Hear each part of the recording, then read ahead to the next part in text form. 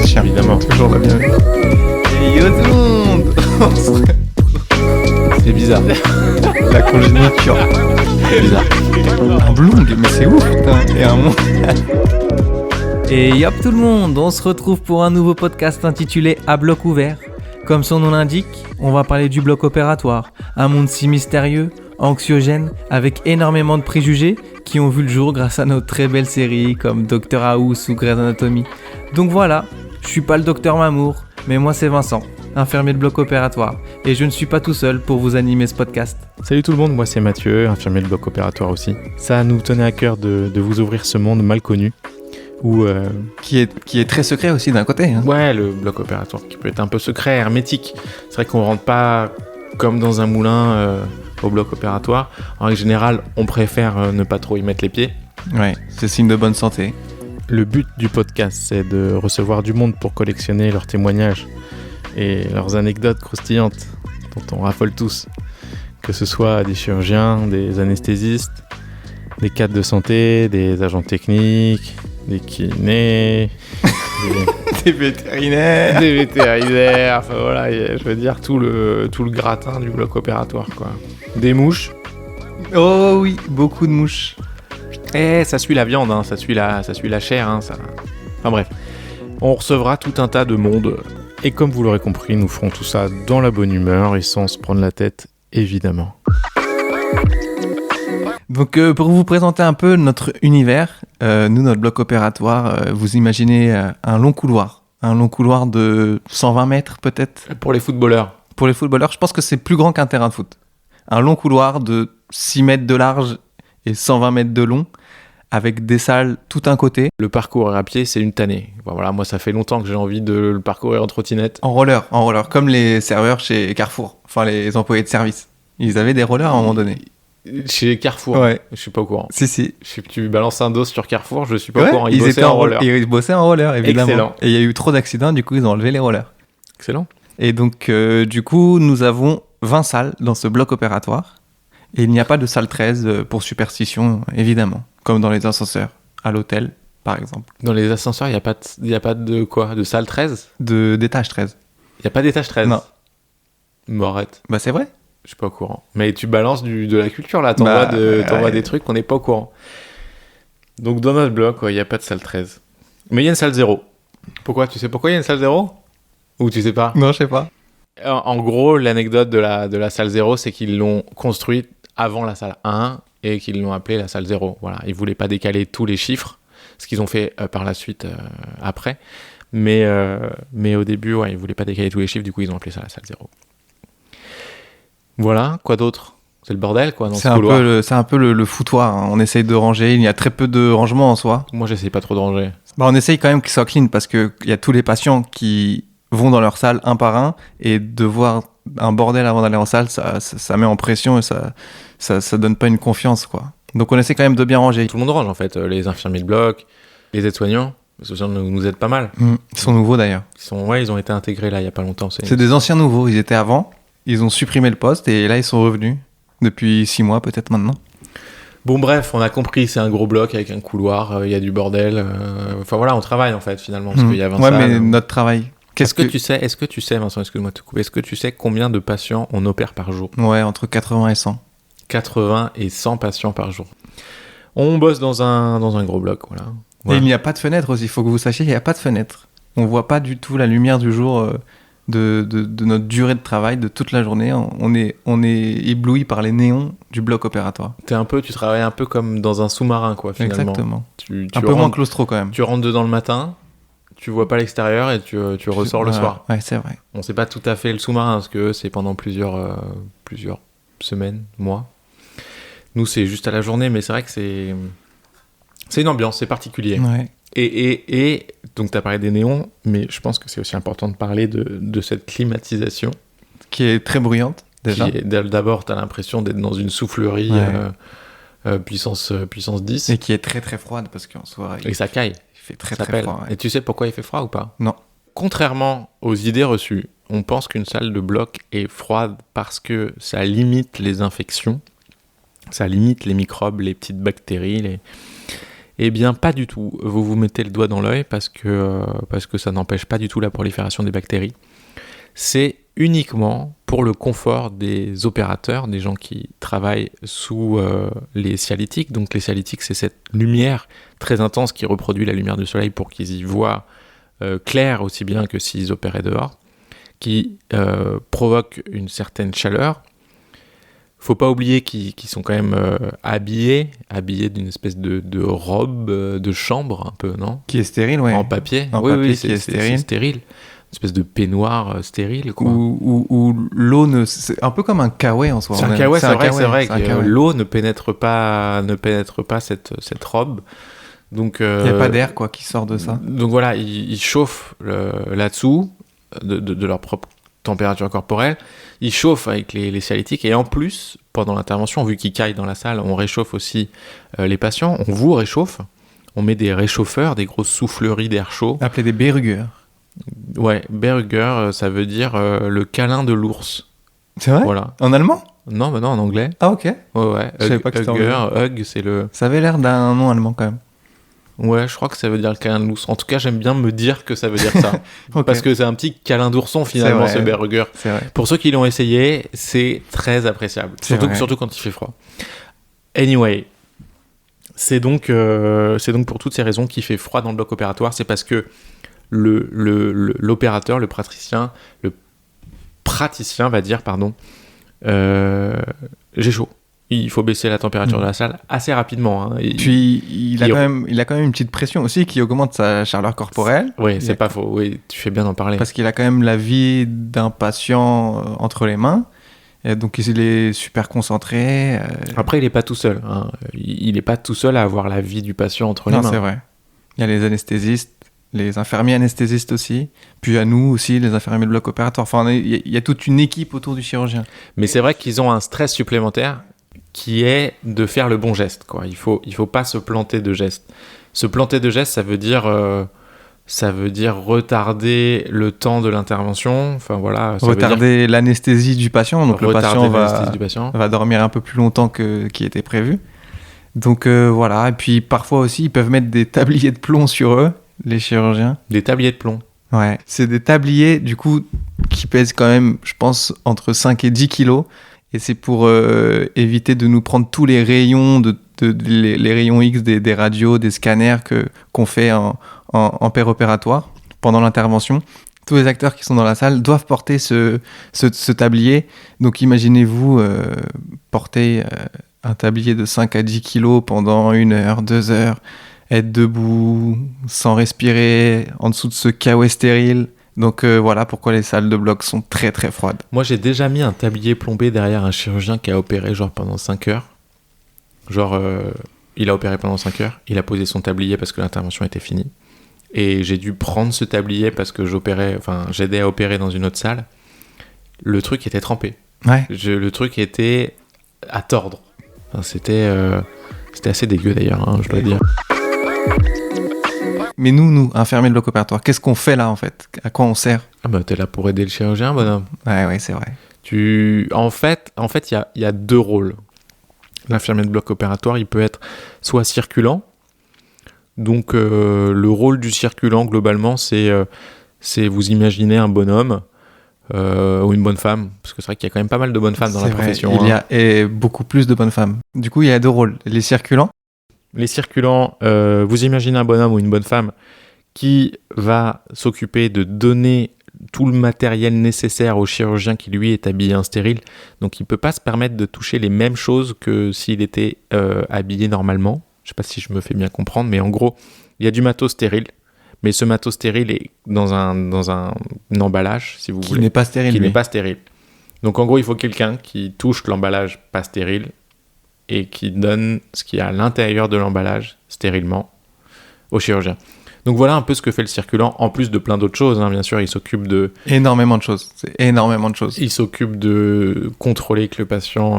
soit le bon, il s'occupe de... l'installation du patient, que tous les appuis soient en salle, il s'occupe d'énormément de choses. Le travail d'un circulant est quand même beaucoup.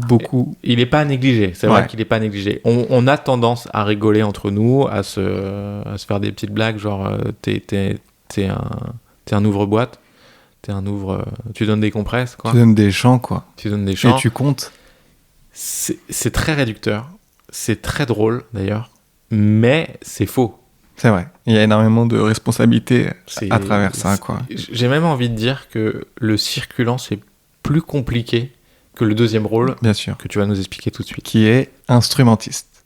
Donc ce rôle, c'est tout simplement aider le chirurgien en stérile. C'est-à-dire que tu t'habilles en stérile, donc avec ces gros kiawais stériles, et tu es à côté du chirurgien et tu dois lui servir tout le matériel nécessaire, les pinces, les bistouris, les écarteurs, dont tout il a besoin. Comme ça, le chirurgien, sa vision, c'est seulement sur la zone d'opération et pas sur la table où tous les instruments sont. Donc nous, on est le relais entre la table et le chirurgien. Voilà. Vincent, si tu le veux bien, dans cet épisode 0, Ouais. On va l'appeler l'épisode 0. Clairement, c'est l'épisode 0 parce qu'en fait, c'est l'épisode qui est avant l'épisode 1. 1. Ouais. Bref, si tu veux, on va passer à l'interview. Ouais. Donc on va se poser des questions. Comment on fait pour se poser ces questions? Est-ce qu'on fait on en fait une chacun. Une chacun? Ouais, une chacun. Ok. Et je vais commencer. Je t'écoute. Donc pour toi, Mathieu, infirmier de bloc opératoire depuis maintenant 7 ans, bientôt 8, qu'est-ce qui t'anime et qu'est-ce que t'aimes dans ce métier, quoi? Waouh. Qu'est-ce qui m'anime le matin? Pourquoi je me lève? Parce que mon réveil est assez tôt quand même, parce qu'il faut être là-bas à 8h. Non, ce qui m'anime, moi, c'est de retrouver mes collègues, d'aller opérer des gens, de voir des nouveaux trucs, de m'occuper un peu de la spécialité pour laquelle je bosse pas mal, le vasculaire. Voilà, grosso modo, c'est parce que j'ai rien de mieux à faire, hein. Ça, ouais, tu peux le dire en soi. Hein. C'est aussi parce qu'il faut que tu ailles travailler, peut-être. Je peux pas dire c'est parce qu'il faut que j'aille travailler que je vais à l'hôpital. Tu vois, je pense que derrière il y a quelque chose. Il y a je crois en les gens. Enfin voilà, prendre soin des gens, les réparer. C'est ça que j'aime bien en bloc opératoire, c'est que j'assimile souvent ça à un garage automobile, quoi. Quand ta voiture elle est cassée, tu l'amènes au garage. Il y a des gars qui la réparent. Et elle ressort toute neuve. Des gars ou des femmes d'ailleurs, hein, je veux dire. Donc voilà, moi je suis très content d'aller bosser le matin pour ça. Est-ce que t'aimes te sentir utile peut-être aussi? J'aime me sentir utile. Ouais, c'est vrai. J'aime aider un peu les gens. Après, bon, c'est vrai que des fois on les aide pas, hein, on n'y arrive pas ou ils reviennent. Mais voilà. Je mets ma pierre à l'édifice pour essayer de soigner les gens. Très bien. Très bien. Est-ce que quand tu dis très bien, t'es dans le jugement de ma réponse ou Non, pas? en fait, j'étais en train de réfléchir parce que sur cette question, j'avais du coup, qu'est-ce que tu aimes et qu'est-ce que tu détestes? Ah, voilà. Qu'est-ce que j'aime de quoi, c'est-à-dire? Pourquoi j'aime tu bien te lèves? les pains au chocolat. Ok. Je déteste les blettes. Je peux pas les manger, ça me fait Non, mal. mais du coup, c'est qu'est-ce qui t'anime dans ce métier et qu'est-ce que tu n'aimes pas dans ce métier? Qu'est-ce que j'aime pas dans ce métier? Je pense que c'est le manque crucial d'autonomie.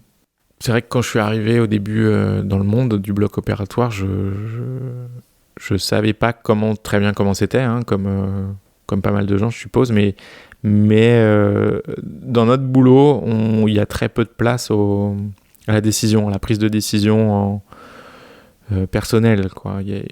On nous dit toujours quoi faire, hein. C'est vrai qu'il y a le chirurgien, on l'a dit, c'est un peu le chef d'orchestre de la salle d'intervention, de l'opération en cours. Donc on est toujours un peu à l'écoute de ce que les gens attendent de nous. Mais les prises de décision, je dirais en autonomie, elles sont quand même relativement restreintes. Et c'est ça que j'aime pas trop. Moi, je suis quelqu'un qui aime beaucoup faire les choses par moi-même et voilà, c'est ça qui m'embête un peu. Après, j'ai réussi à m'y retrouver un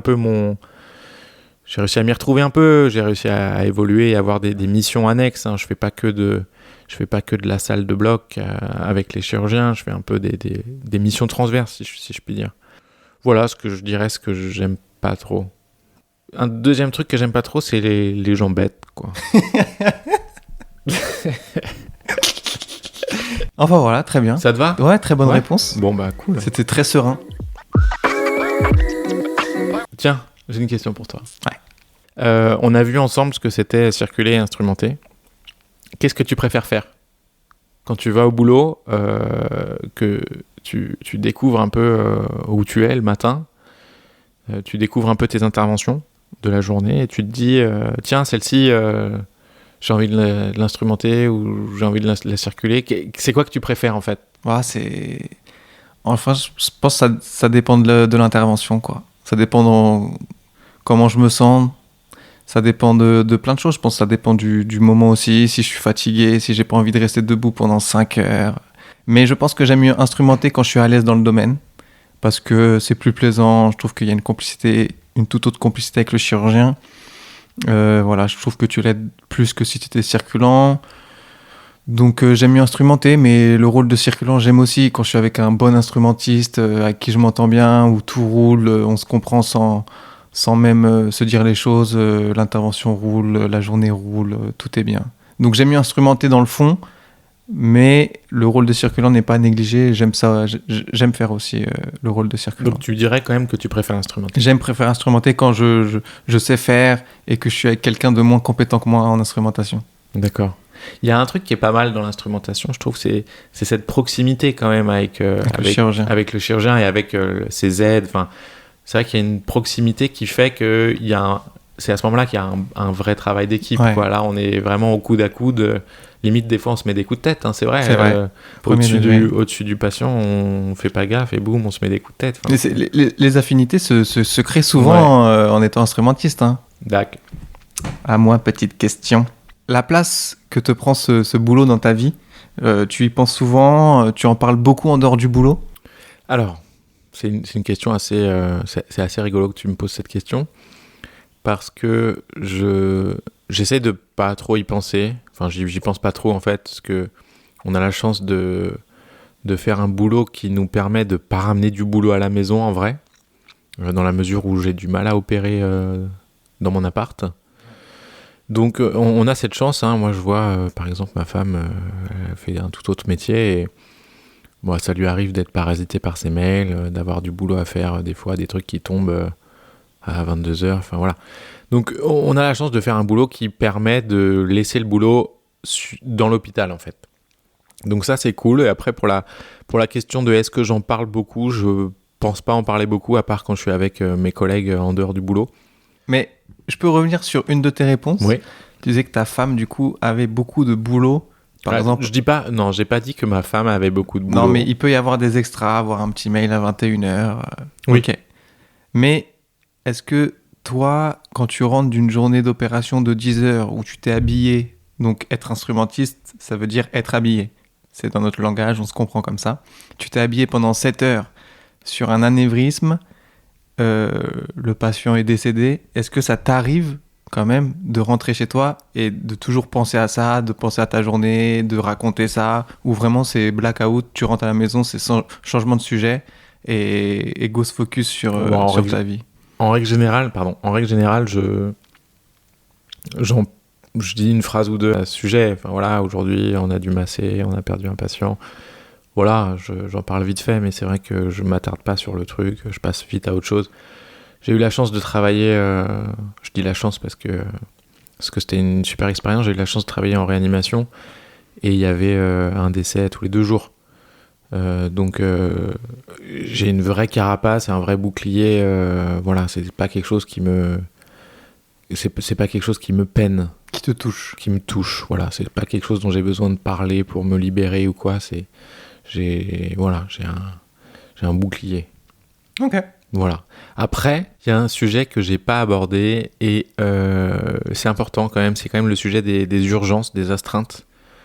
Il y a des fois, je rentre chez moi à 18h30 après le boulot et je reçois un coup de fil du taf à 20h30, 21h pour y retourner. Alors, c'est pas tous les jours qu'on est d'astreinte, mais quand ça arrive, c'est clairement, ça vient chez toi. L'astreinte, ça ramène le boulot de l'hôpital à la maison, ouais, clairement. Parce que ton téléphone, il reste ouvert et il peut sonner. Et quand il sonne, il faut y aller. Et en plus, il faut y aller vite. Est-ce que tu pourrais nous décrire, s'il te plaît, les relations que tu peux avoir avec les différents chirurgiens ? T'es plutôt à déconner avec eux ou t'es concentré, focus sur ce que tu fais sans trop leur parler? moi, je vous vois tous les chirurgiens, qu'ils aient 30 ans ou qu'ils aient 60 ans, je les vous vois tous. Je sais pas pourquoi j'ai été comme ça dès le début. Mais j'arrive quand même à déconner ceux que je connais depuis assez longtemps. C'est vrai que j'ai une relation assez particulière avec ceux que j'ai connus étant internes et qui sont maintenant chirurgiens. Donc, comme je les ai tutoyés et qu'il y a une autre relation entre les internes et nous que les chirurgiens et nous. Alors juste c'est bien que tu parles des internes, Ah oui, on n'a pas... mais je sais pas si tout le monde connaît l'interne, si tous les gens qui nous écoutent connaissent les internes. En gros, dans les années d'études de médecine, il y a un moment donné, je crois que c'est à la 5e année, il me semble, Ouais. que tu passes le concours de l'internat. Et le concours de l'internat, en gros, ça te donne accès à ce statut qui est en gros, maintenant les cours c'est quasi fini et tu fais plus que de la pratique. Ouais. Du coup, c'est des étudiants, mais qui sont quand même, c'est quand même des mini-médecins, clairement. Clairement, ouais. Ils font Ils font énormément. Ils font le taf. Ils font presque tout le taf du chirurgien. Ils sont tout le temps au bloc opératoire, avant nous, après nous. Ils passent un peu leur temps au bloc opératoire, en fait. Voilà, Hein. l'interne, c'est pas propre au bloc opératoire. Ouais. Hein. L'interne, c'est vraiment propre aux études de médecine, et on retrouve des internes dans les services, dans les urgences, dans la réa. Enfin, on retrouve des internes partout. Excuse-moi, du coup, tu disais que tes relations...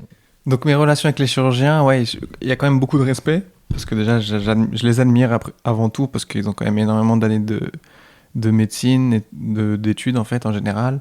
Ceux que je connais depuis assez longtemps, j'arrive à déconner avec eux. Sinon, le reste, c'est... Même si je déconne avec eux, c'est quand même full professionnel. Hein. Mais... Et t'as un petit exemple comme ça, quand tu dis j'arrive à déconner avec eux, ça veut dire quoi, déconner avec un chirurgien? Un exemple tout bête, ouais, j'arrive à leur dire qu'ils sont mauvais dans leur domaine, quoi, alors que pas du tout, c'est juste qu'au lieu de mettre 30 minutes, il a mis 45 minutes pour une intervention qui dure 30 minutes, donc je lui dis, bah t'es un peu nul, quoi, t'as mis 15 minutes de plus. Petite blague. Petite blague entre nous. Dans tes premiers moments au bloc opératoire, là, dans tes premières fois où tu es monté sur le champ, donc monter sur le champ, je rappelle, c'est s'habiller et instrumenter. Est-ce qu'il y a déjà une fois où tu t'es senti pas bien, où il y avait trop de sang, il y avait trop de viscères, trop d'os pas alignés, il y a un truc qui t'a dit oulala, là il faut que je sorte du champ opératoire, mais tu peux pas le faire. Est-ce que ça t'est déjà arrivé? Non, jamais, parce que j'ai jamais été impressionné par le corps humain, le sang, les os, les viscères. Donc non, j'ai une belle carapace, j'arrive à tanker, j'arrive à absorber tout ça, et non, je me sens bien, je gère bien tout ça. Moi, j'ai eu une ou deux fois où j'étais vraiment pas bien, vraiment pas bien. Mais j'ai quand même tanké, comme tu dis, je suis quand même resté sur le champ opératoire. Mais je me rappelle de cette fois où on avait une grosse fracture du coude. Je sais plus combien il y a de fragments, mais enfin bref, il y avait beaucoup de fragments. Et donc là, le rôle du chirurgien, c'est de remettre ces fragments tous à leur place, comme un puzzle finalement, et ensuite de tout revisser ensemble.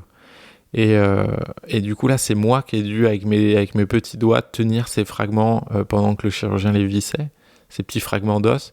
Et je sais pas, c'est monté dans mon cerveau. Mon cerveau a pris conscience que j'étais en train de tenir des petits bouts d'os qui clairement, normalement, ne sont pas des petits bouts d'os comme ça. Normalement, c'est un gros os. Normalement, c'est un gros os. Et du coup, cette sensation sur mes doigts, ce message qui monte à mon cerveau, tout ça, j'étais pas bien du tout. Et il y avait que moi, en fait, sur le champ opératoire. Donc, je pouvais pas dire au chirurgien, excuse-moi, je peux pas me permettre de prendre ces petits bouts d'os dans les mains. Enfin, en tout cas, de les maintenir ensemble. Donc, t'as assumé. Donc, j'ai fait un truc un peu con, mais j'ai détourné la tête pendant ce moment-là. J'avais pas besoin de mes yeux, hein, clairement, j'avais juste besoin de mes doigts pour sentir ce qu'il y avait au bout. Mais ouais, j'ai détourné la tête et j'ai vite essayé de penser à autre chose. Et puis, c'est passé assez rapidement. Après, j'ai pu me reconcentrer, je sais pas, peut-être au bout de 10 secondes, 5 ou 10 secondes. Mais ouais, il y a eu ce moment qui était pas simple. Ok. Ouais. Si je peux revenir du coup sur ta question, il y a peut-être des moments, Ah, mais c'est des moments d'odeur. Je suis assez sujet aux odeurs. Au bloc opératoire, il y a énormément d'odeurs différentes dans toutes les salles, dans le couloir. on peut sentir des odeurs inimaginables. Et à un moment donné, du coup, on va être cru, mais c'était un escarre d'un patient au pied. Du coup, il avait un pansement qui avait bien macéré. Et j'ai dû enlever ce pansement. J'étais assez débutant dans le domaine. Et du coup, j'ai pas retenu ma respiration, quoi. J'ai pris une grande respiration comme si l'air, c'était l'air de la campagne de Creuse. Du coup, j'ai enlevé ce pansement. Ou imaginez un pansement. Donc, il y a une bande, il y a des compresses, il y a ça s'appelle des mèches dans un trou. Enfin, voilà, ça a macéré. J'ai pris une grande respiration.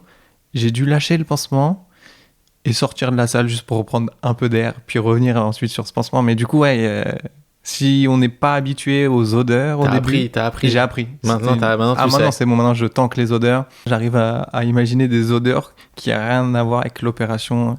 Moi, ça m'est arrivé dans mon premier stage de formation, donc il y a pas mal de temps.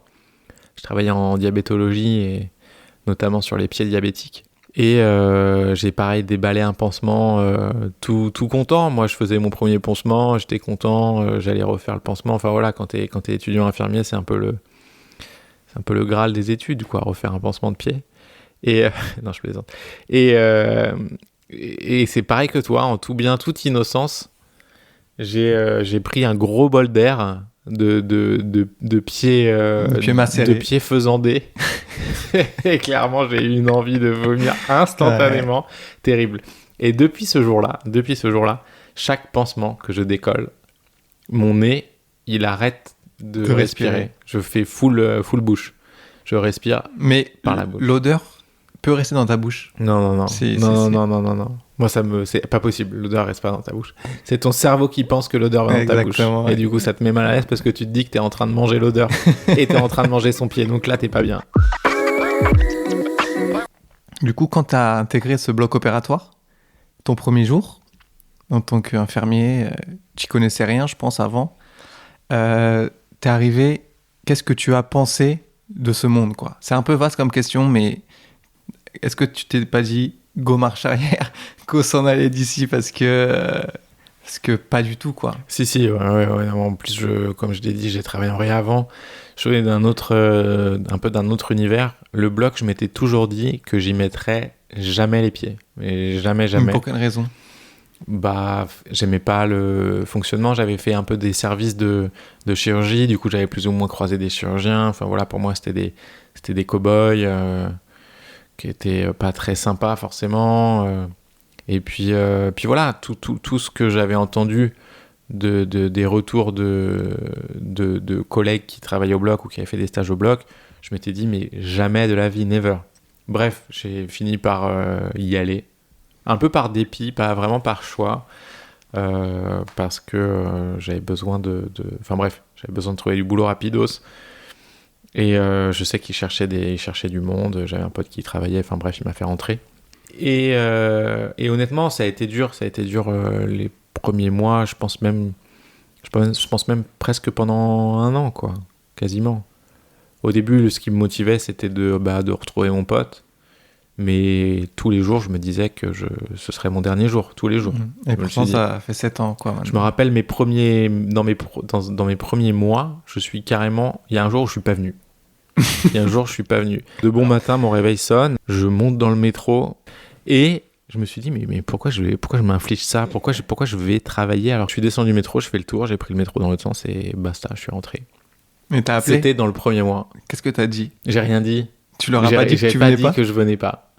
Parce que dans le premier mois ou les 2 premiers mois que t'es là, t'es doublé. T'es formé, mais avec quelqu'un qui est derrière toi normalement. Et du coup, tu n'es pas nécessaire au bon fonctionnement du bloc opératoire. En gros, on attend ta présence parce que d'abord, c'est ton employeur qui veut que tu sois là et que tu es payé pour ça. Et aussi parce que t'es formé, en fait. Il y a quelqu'un qui te forme. Mais j'ai même pas pris j'ai même pas été assez respectueux pour informer les gens que j'allais pas venir. J'ai juste fait demi-tour et je me suis dit, les couilles, Et ils t'ont rien dit le lendemain ? Et clairement, j'ai été convoqué. Clairement, j'ai été convoqué, je me suis pris un blâme ou je sais pas quoi. Ah ouais. Et voilà. Et on m'a même posé cette question de, Est-ce que vraiment tu veux rester au bloc opératoire? Ah, fou. Ouais. Elle est folle cette question. Et en toute sérénité, j'ai dit bah, bien sûr. Non, mais j'étais juste un peu malade. J'avais dit à je sais pas qui de dire que j'étais pas là. C'est pour ça que j'ai pas Ce qui prévenu. était faux. Ce qui était archi faux, quoi. Mon pote m'avait couvert, mais il était pas content de clairement de mon comportement. Enfin, c'est vrai que c'était pas cool. De un, je le mettais en porte-à-faux. De deux, j'ai fait de la merde. Enfin voilà, c'est pas cool. Donc voilà, pour répondre à ta question, au début, clairement, j'y allais limite à reculons. Je pensais vraiment que tous les jours, ça allait être mon dernier jour. Et voilà, et finalement, j'ai fini par y trouver mon compte, comme je disais un peu. Si jamais tu devais passer de l'autre côté de la barrière, j'entends par là, si jamais tu devais te retrouver à rentrer dans une salle opératoire sur un brancard, En tant qu'opéré. est-ce que tu préférerais te faire opérer par un chirurgien qui est peu apprécié au bloc de par son tempérament, mais qui opère très bien, ou tu préférerais être opéré par un chirurgien ultra sympa, mais qui n'a pas toute l'expérience de l'autre, un jeune chirurgien? Ah, bah, sans aucune hésitation, un chirurgien excellent, mais qui n'est pas très gentil avec les autres gens, qui n'est pas très cordial, mais qui connaît son boulot parfaitement, quoi. C'est quand même ma vie qui est entre ses mains. Mais est-ce que tu penses pas du coup que le chirurgien qui opère très bien mais qui s'entend pas avec le reste de l'équipe, ça peut mettre en porte-à-faux un peu cette intervention, puisque tout le monde le considère comme un mec imbuvable, C'est vrai. avec qui travailler c'est compliqué, il va vite s'énerver sur l'anesthésie, sur l'infirmier anesthésiste, il peut même s'énerver sur le champ opératoire. Enfin, tu vois, c'est quelqu'un qui a un tempérament qui fait que il est imbuvable. Il opère très bien. Il opère très bien, mais le fait est qu'il peut s'embrouiller avec les gens de là. Tu penses pas que ça peut... Non, je pense pas. Je prendrais le risque entre guillemets, parce que dans ma tête, imaginez, vous prenez l'avion, vous prenez l'avion avec un commandant, c'est son premier jour, ou un commandant, c'est son 700e vol. Vous préférez qui? Le 700e vol, peu importe s'il est méchant, s'il parle mal à son adjoint, peu importe, quoi. Ah, Vous mais avez attends, une s'il confiance s'embrouille avec son adjoint dans le cockpit, ils se mettent sur la gueule, les deux tombent dans les pommes, l'avion il tombe. Non, mais c'est vrai. Une question qui rejoint un peu celle que je t'ai posée tout à l'heure. Est-ce que sur le champ opératoire, tu as déjà eu envie de te gratter un truc de malade, genre le nez ou quoi, ou d'avoir un besoin urgent sans pouvoir l'assouvir? Est-ce que tu as déjà eu ça? Oh oui, beaucoup de fois. Surtout, ça gratte dans notre bavette, je sais pas pourquoi, ça me gratte toujours le nez. Donc j'essaie de me C'est gratter. parce qu'il est gros. C'est vrai que j'ai un très gros nez. Merci papy. Et du coup, ça me gratte souvent le nez. Après, j'essaye de me gratter du coup avec des choses qui ne sont pas stériles. On essaye de trouver son compte, quoi. C'est-à-dire des choses qui sont pas stériles. Bah, soit je demande à la circulante ou le circulant de la salle de me gratter le nez, Donc clairement. c'est aussi le travail de la circulance, de gratter les nez. De gratter les nez, de répondre au téléphone, de assouvir à tous les besoins de tous les acteurs qui sont Donc si tu as envie de stériles. faire caca, Elle peut apporter un pot. Non, c'est faux. Bien sûr, c'est faux. Mais dans les besoins, on se retient. Mais si ça te gratte, ça te démange, tu peux trouver une petite astuce qui prend 2 secondes et te gratter le nez. Mais par contre, anecdote assez marrante. Du coup, il y a les chirurgiens, les internes, et on n'a pas parlé des externes. Les externes, c'est encore avant les internes. C'est durant leur 3e à leur 5e année. Ça s'appelle l'externat. Et ils viennent au bloc opératoire souvent que le matin parce qu'ils ont cours l'après-midi, juste pour observer et commencer à savoir ce qu'ils veulent faire plus tard. Et donc du coup, les externes sont un peu des novices, très très novices, des personnes qui ne connaissent vraiment pas le monde du bloc opératoire. Et un jour, un chirurgien me demande un grattoir. Et dans la chirurgie, un grattoir, c'est juste pour essayer d'enlever tous les résidus sur le bistouri électrique. Et je demande à l'externe, est-ce qu'elle sait ce que c'est un grattoir? Elle me dit non. Et je lui dis, c'est cette brosse-là pour se gratter le dos durant l'intervention. Durant l'intervention, parce que parfois ça nous gratte le dos. Et du coup, l'externe donne la brosse chirurgicale au chirurgien en lui disant, tenez le grattoir. Et le chirurgien était dans la combine, du coup, savait que j'avais dit ça et du coup avait bien pris la chose. Mais voilà. C'était assez marrant. C'est quoi cette brosse? C'est la brosse pour se laver les mains. Ah. Voilà. Donc en fait, voilà, non, c'est assez marrant. Alors Vincent, dis-nous, pour conclure un peu ce podcast, pour terminer, est-ce que tu as une petite anecdote, quelque chose d'un peu, rigolo? J'ai une petite intervention assez rigolote que j'ai vue une seule fois, que j'ai jamais revue. Donc faut savoir qu'on opère toutes sortes de choses en urgence dans notre hôpital, dans notre bloc. Et un jour, on reçoit comme patient un monsieur avec un câble USB coincé dans son urètre et qui est remonté jusqu'à sa vessie et en fait qui s'est bloqué dans sa vessie. Donc voilà, c'était une petite intervention... Bon, pas une petite intervention, quand même une grosse intervention, mais on était tous étonnés, on n'avait jamais vu ça. Voilà. Ok, pauvre homme. Pauvre homme. Pauvre câble USB aussi, en soi. Ouais, pauvre câble USB, non, c'est vrai. Demandé, pauvre câble USB. Voilà. Ça fait longtemps que ce podcast dure, donc on va bientôt s'arrêter. Mais je suis avant triste. ça... Je suis assez triste. C'est vrai ? Ouais, j'aurais aimé que ça continue encore. Mais avant ça, pourquoi tu prends une voix... une voix suave ? Bonsoir. Mais du coup, avant de passer aux au revoir, aux remerciements... On va remercier qui ? Nous deux.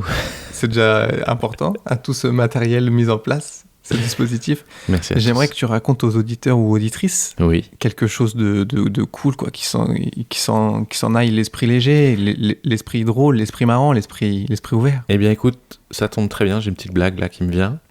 Est-ce que tu connais la différence entre un dieu et un chirurgien ? Tu vas me la dire de suite. Eh bien, c'est que Dieu, il se prend pas pour un chirurgien. Ah oui, très bonne blague. Bravo. Non, plus sérieusement, écoute, qu'est-ce que je pourrais te raconter de beau ? Récemment, on a fait le pot de départ de 3 collègues. Et du coup, c'était pot de départ, soirée dans un bar, petite rue de Paris, à côté de l'hôpital, et qui en plus... Elle nous offrait le premier coup gratuit, donc évidemment ça a ramené du monde. Au moins tous les alcooliques du bloc, quoi. Et bref, c'était un soir qui a un peu marqué l'actualité, puisque c'était le soir des émeutes en France suite au décès d'un petit gamin tué par les forces de l'ordre. Et en fait, pendant ce pot de départ, par la baie vitrée du bar, on a pu voir des tirs de mortier entre les forces de l'ordre et les émeutiers, en fait. On a dû évacuer le bar, évacuer le quartier assez rapidement, parce que ça devenait vraiment dangereux pour tout le monde, pour nous. Et le lendemain, première heure au bloc, en urgence, on opère un jeune qui avait eu en fait un mortier qui a explosé dans sa main. Donc il avait clairement l'avant-bras en lambeaux.